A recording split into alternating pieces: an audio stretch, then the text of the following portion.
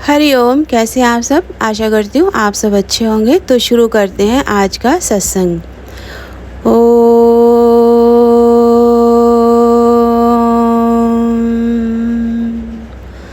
सतगुरु नमः।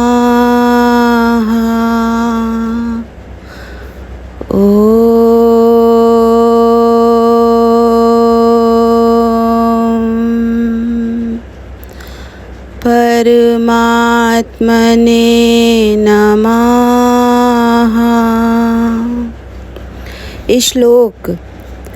भोजन त्यागने वाले साधक के विषय तो नष्ट हो जाते हैं, परंतु उसका अनुभव बना रहता है। ब्रह्म की प्राप्ति होने से वह राग भी नष्ट हो जाता है। भगवान ने बोला कि भोजन त्यागने वाले साधक के विषय भी नष्ट हो जाते हैं। तो विषय तो नष्ट हो जाता है। अब जैसे किसी ने साधना की, किसी ने भोजन त्याग दिया। जैन धर्म वाले अपनी एक कोई भी प्रिय चीज़ होती है, अगर उन्हें आलू बहुत पसंद है तो उसी चीज़ का त्याग कर देंगे। किसी को भिंडी बहुत पसंद है, आम बहुत पसंद है, सेब बहुत पसंद है, तो उसी चीज़ का त्याग करवाते हैं और वो करते भी हैं। फिर आजीवन वो उस चीज़ को कभी भी हाथ नहीं लगाते और ना ही कभी मुख पे रखते हैं। तो ऐसे ही भगवान ने बोला कि आज हम किसी भी चीज़ का त्याग कर दें। माना आज हम ज्ञान सुन रहे हैं, अब हमने ज्ञान सुना, अब हम कहेंगे अरे हमने तो अब जो है ना बिल्कुल हम उन विषयों से हम मन ही नहीं लगाते हैं, हमने बिल्कुल त्याग कर दिया। अब हम देखते तक नहीं है, जो विषय हमें परेशान करते थे अब हम उनकी तरफ देखते तक नहीं है, जिसको जो करना है वो करे, ऐसे बोल देते हैं ना। तो ये तो ठीक है, अच्छा है। गुरु का ज्ञान सुना, गुरु की वाणी सुनी और इतने आपको अपना मन जो है स्थिरता में लाना आ गया कि चलो हमें वहाँ से जो है मन को हटाना आ गया और बुद्धि को हटाना आ गया। लेकिन मन तो हटाया, बुद्धि तो हटाई, पर उसके रस तो अभी भी नहीं छूटे ना, भान तो उसका अभी भी नहीं छूटा ना, उस चीज़ का आपको आवाज़ तो अभी भी हो रहा है ना। माना हमारे घर में हमारी किसी से नहीं बनती है, अब हमने वहाँ से मन बुद्धि हटा लिया, चलो हमारे परिवार में कोई है वहाँ किसी से नहीं बनती है, हमारे पड़ोस में कोई है वहाँ नहीं बनती, हमारे मित्र मंडल में कोई भी है हमें वहाँ नहीं, हमारी वहाँ पर नहीं बनती है। तो हमने अपनी मित्र मंडली से मन तो हटा लिया, लेकिन जरा सा किसी ने अगर चर्चा की तो तुरंत हमारा ध्यान जाएगा और हम तुरंत, क्योंकि हमारा मित्र है वो, हम उसके बारे में जानते हैं, तो हमारा कितना रुझान हो जाएगा उसके बारे में और जानने का। हाँ अच्छा ऐसे, अच्छा और बताओ और क्या, अच्छा और बताओ और क्या। तो माना जब वहाँ से उससे ध्यान हटा लिया, विषय से जब हमने ध्यान हटा लिया तो हमारे विषय नष्ट होने चाहिए ना, नष्ट होने चाहिए। परंतु क्या होता है कि साधक त्याग तो कर देता है, लेकिन उसके विषय जो है वो नष्ट नहीं होते और उनका अनुभव बना रहता है। तो इससे तो अनुभव पक्का बने। भले हमें त्यागने में हम नहीं त्याग कर पा रहे हैं, हम किसी भी चीज़ को भी त्यागने में सक्षम नहीं है, बार बार हमारे आभास में वो चीज़ें आती हैं, बार बार हमारे अनुभव में वो चीज़ें आ जाती हैं। तो क्या करना है, ढोंगी बाबा बन के बिल्कुल भी नहीं बैठना है कि इतने साल ज्ञान सुनते हो गए या इतना मैं गुरु का वचन सुन के आया और पता चला उसी समय घर में कोई बात होगी और जो वचन सुन के आया उसी वचन की मैं पालना नहीं कर पाया। ज्ञान बहुत गुप्त है। इस ज्ञान में कोई अगर अपने को चोला पहना के बैठ गया है ज्ञानी का, तो आप यकीन मानिए वो ज्ञानी है ही नहीं, वो सबसे बड़ा अज्ञानी है।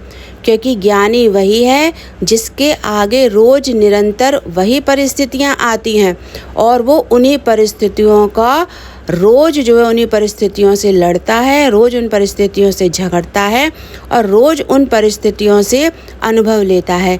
एक परिस्थिति में जो साधक अपने को साध ले, यकीन मानिए उस एक परिस्थिति के और विषय जितने जितने उसके पास आएंगे और वो उन विषयों से एक नहीं अनेकों अनुभव प्राप्त करेगा। और अनेकों अनुभव प्राप्त कर करके उसको अपना मन हटाना ही नहीं पड़ेगा, बुद्धि हटानी ही नहीं पड़ेगी। अनुभव में आ जाएगा कि भाई अब मेरा उन चीज़ों से कोई मतलब नहीं है।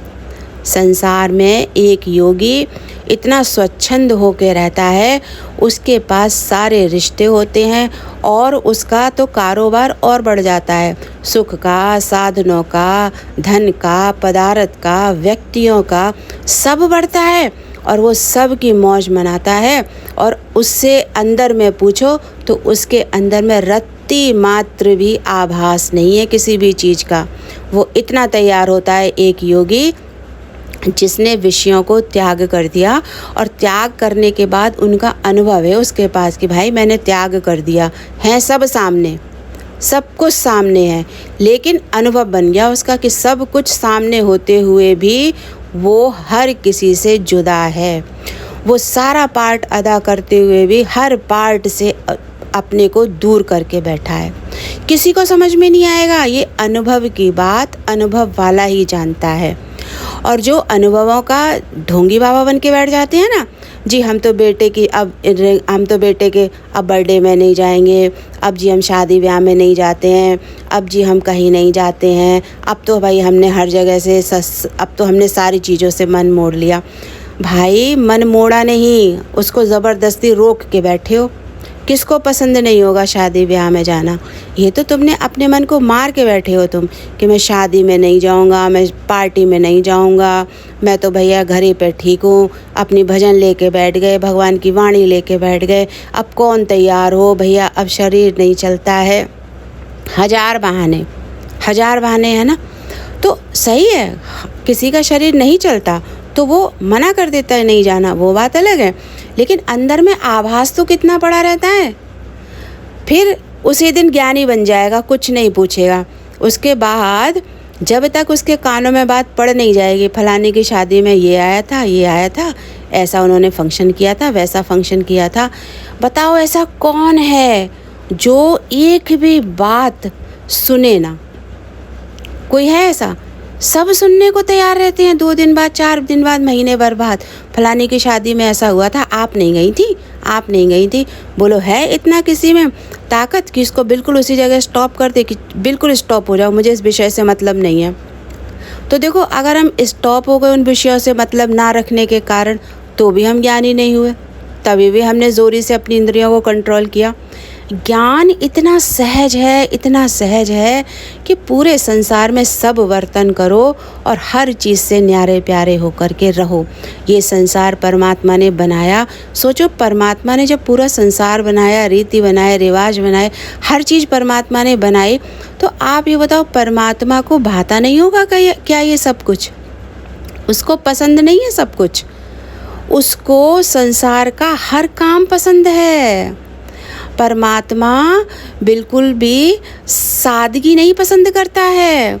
उसको हंसते खेलते मुस्कुराते खिलखिलाते हुए अपने बच्चे अच्छे लगते हैं। आज आप अपने से पूछो, अगर आप माँ बाप हो तो आप अपने बच्चों को कैसे देखना चाहोगे? जब आप अपने बच्चों की ज़िंदगी में सारे सुख और वैभव देखना चाहते हो, तो वो परम पिता परमात्मा, हम बच्चे उसके हैं, वो हमारे जीवन में क्या सुख वैभव नहीं देखना चाहेगा?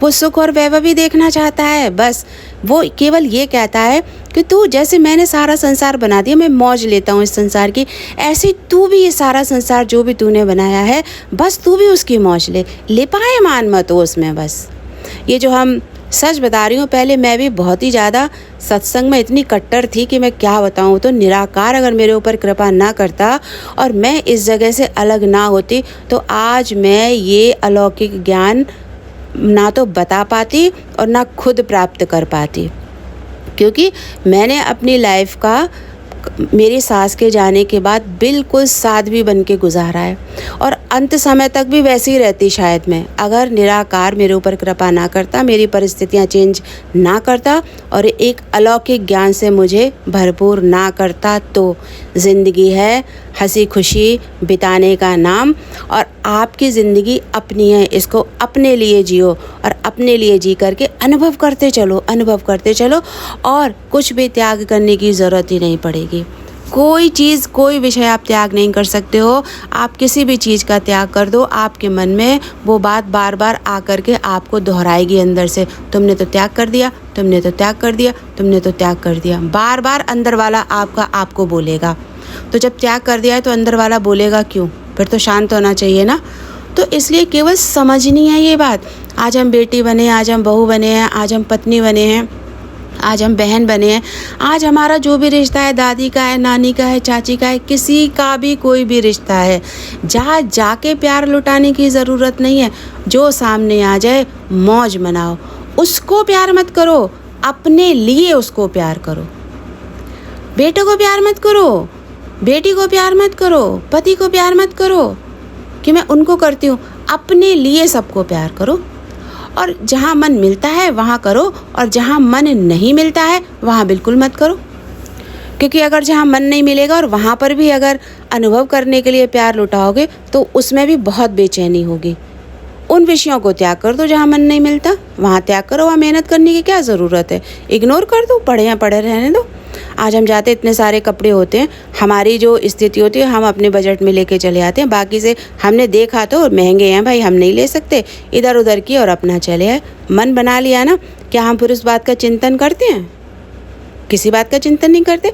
आज हमारे बजट में महंगी महंगी चीज़ें नहीं, हमने अपने घर में अपने बजट के हिसाब से सारी चीज़ें रख रखी हैं, तो हमारे अंदर में शांति है ना कि चलो हमारे घर में सारी चीज़ें, किसी चीज़ की कोई कमी नहीं। पर कमी तो उनसे और 50-60 हज़ार लाख रुपए ज़्यादा की भी वही सामान है। वही टीवी कम का भी है, वही टीवी ज़्यादा का भी है, वही फ्रिज कम का भी है, वही फ्रिज ज़्यादा का भी है। पर हमारे घर में सारे के सारे साधन संपन्न हम हो गए, क्योंकि हमारा उतना ही बजट है। इसलिए हमारा मन नहीं जाएगा बड़ी चीज़ों में और हम आनंदित हो जाते हैं। अरे तो क्या, हमारे घर में भी तो सारी चीज़ है। ऐसे ही ज्ञान है कि ज्ञान में हमें ज़्यादा टोपी लगाने की ज़रूरत ही नहीं है। कोई समझ ही ना पाए कि हम ज्ञानी हैं, हम ध्यानी हैं, जी हम तो बड़े योगी हैं। अरे जब दिखाने में ही आ रहे हो तो फिर किस बात के योगी, किस बात के ज्ञानी, किस बात के ध्यानी? दिखावे में ही जा रहे हो।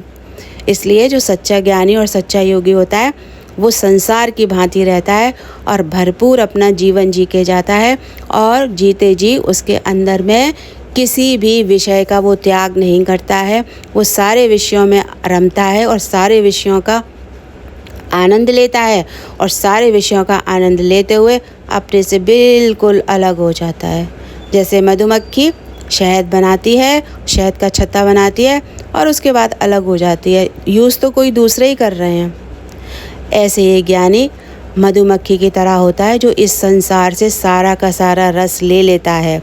बेटे का भी मज़ा रस ले लिया, बेटी का भी रस ले लिया, पत्नी का भी रस ले लिया, जो जिसका रिश्ता है उसका भी रस ले लिया, और उसके बाद में सब कुछ छोड़ दिया। अब हम बेटी थे तो अब हमारे माँ बाप से हमने रस ले लिया, अब भाई हमारे माँ बाप के, अब हमारे भाई के लिए, हमारी भाभीयों के लिए हमारे माँ बाप, अब हमारे भतीजे भतीजियों के लिए माँ बाप। अब हमें वहाँ घुसने की क्या ज़रूरत है? आज बेटे का रस ले लिया, अब उसकी पत्नी आ रही है, भाई अब वो उसका है, अपने पिता का है, अपने बाबा का है, अपने नाना का है, अपनी नानी, अपने ससुराल वालों का है। हमने जितना रस लेना था हमने ले लिया। अब इन्हीं रसों में अगर परेशान रहोगे तो पूरी ज़िंदगी कोई गुरु आपको इन चीज़ों से नहीं निकाल सकता है। केवल और केवल समझ धारण करनी है कि हर फूल से रस लेकर के अपने को अलग कर लो और मौज मनाओ संसार की। और जब ये संसार अपनी मौज बनाने लगे तो इतनी जो मौज हमने ली है वो मौज हमारे अंदर में है ना, शांति का गुण धारण कर ले। कितना तो खिलाया, पैदा किया, पाला पोसा, पढ़ाया लिखाया, या पाली पोसी पढ़ाई लिखाई, आज ससुराल चली गई, बात ख़त्म। आज शादी हो गई लड़की बेटे की, बात ख़त्म। आपने अपना पार्ट अदा कर दिया किसी भी की भी सेवा के लिए, माना सास ससुर हैं, भाई हमारी सेवा का पार्ट ख़त्म, बात ख़त्म। पति है, भाई हमारी सेवा का पार्ट ख़त्म, बात ख़त्म। सब खत्म करो, सब खत्म करो, और ये अनुभव में लाना है। ये नहीं कि केवल हमें बात बनानी है, बात करनी है, ये चीज़ अनुभव में लानी है। जितना ज्ञान का अनुभव होता जाएगा उतना आप अपने में सिमटते जाओगे, और जितना अपने में सिमटोगे उतना ही ज्ञानवान साधक बनोगे। और ज्ञानवान साधक बन के आपकी जो ऊर्जा हर विषय में बह रही है, हर विषय में बह रही है, वो ऊर्जा आपकी अपने स्वयं में बहेगी। और जब स्वयं में आपकी ऊर्जा बहेगी तो शक्तिशाली कौन बनेगा? आप बनोगे। और यही ऊर्जा अगर आप विषयों में बहाओगे तो वो ही शक्तिशाली बनते जा रहे हैं। मुख से बोल नहीं रहे हैं, उन्हें अच्छा नहीं लग रहा है हमारे होने से, उन्हें कुछ फ़र्क नहीं पड़ता है, पर हम जा जा करके वहीं पर बार बार अपनी जो है छीछा लेथन करवा रहे हैं। क्यों करवाएं? हमने अपनी ऊर्जा वहाँ देखो गवा दी। तो अच्छा, ताकत किसको मिल गई? आपका लाख मन नहीं मिल रहा किसी रिश्ते में। अब उसके यहाँ कुछ है, आप चले गए, उसने बुलाया, आप चले गए, तो ताकत तो उनको मिल गई ना कि भाई देखो हमारे यहाँ तो सब आए, हमारी माँ भी आई, हमारा बाप आया, हमारे भाई आए, हमारे बहन आए, जो भी रिश्ता हो आपका, उनकी ताकत मिल गई। और आप वहाँ गए तो भी ताकत लगा के, और जितनी देर वहाँ रुके उसमें भी इतनी ताकत लगानी पड़ी। और जब वापस आए और जब घर आए तो सारी की सारी आपकी ऊर्जा यानी कि शक्ति बिल्कुल जीरो हो गई, क्योंकि मन ही नहीं मिलता वहाँ जाकर के सारी ऊर्जा बहा के चले आए। उन्हें तो मिल गई ऊर्जा और हम खाली हो गए। तो बहुत सोचने समझने के और विचार करने से ये ज्ञान प्राप्त होता है। और इस संसार में कुछ नहीं रखा है और इस संसार में सब कुछ रखा है। भाई मौज ले लो, एक ही ज़िंदगी मिली है। इस संसार में आपके पास जितना है, आप जितनी मौज और आनंद में रह सकते हो उतनी मौज और आनंद में रहो। और विषयों का त्याग करने की कोई ज़रूरत नहीं है। हर विषय को ग्रहण करते हुए केवल अनुभव में अपना वर्तन करते चलो कि किस विषय से हमें क्या मिला, और अपने में आकलन करते हुए उसका रिज़ल्ट भी निकालें कि हमें इस विषय से क्या मिला। और जब रिज़ल्ट आप स्वयं निकालोगे फिर आप सोच लो कि अब आपको अपनी मेहनत कहाँ करनी है।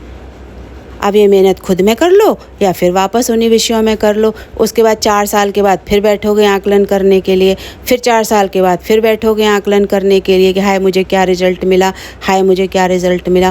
पैदा किया, पाला पोसा, सब कुछ किया, उसके बाद में जब इस परिस्थितियाँ आई तो लेके बैठ गए, अरे क्या रिज़ल्ट मिला, लो सर धुन के बैठ गए अब परेशान होके। उसके बाद फिर शादी कर ली, ब्याह कर लिया, अब सोचा भाई अब रिज़ल्ट मिलेगा। अब बेटी अपने घर चली गई, भाई अब रिज़ल्ट मिलेगा। अब हम पहले गरीब थे, भाई अब अमीर हो गए, अब रिज़ल्ट मिलेगा। तो संसार में आप अपनी ही परिस्थिति में देख लो कि रिज़ल्ट कैसे आ रहे हैं है ना। तो इसलिए कोई विषय त्याग करने की ज़रूरत नहीं है, बस उन विषयों को ग्रहण करते हुए केवल अनुभव करना है। और जब ज्ञानी अपनी चरम अवस्था पर आता है तो वो हर अनुभव से होकर आता है, हर अनुभव से होकर। और तभी वो कहता है कि संसार है आराम की चीज़, संसार है मौज लेने की चीज़। मौज लेनी जिसको आ गई संसार में, वो सच्चा साधक है। और ब्रह्म की प्राप्ति होने पर वह राग भी नष्ट हो जाता है। तो ब्रह्म की प्राप्ति क्या होती है? जब इतना सबको, साधकों को इतना ज्ञान आ जाएगा और इतना न्यारा प्यारा होकर संसार से रहना आ जाएगा, तो ब्रह्म की प्राप्ति नहीं होगी बल्कि ब्रह्म स्वरूप ही हो जाएगा।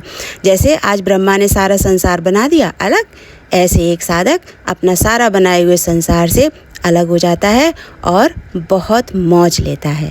तो अब मैं इस वाणी को यहीं पर विराम देती हूँ। आप सब अपना ध्यान रखिएगा। तो मिलते हैं अगले सत्संग में। हरि ओम।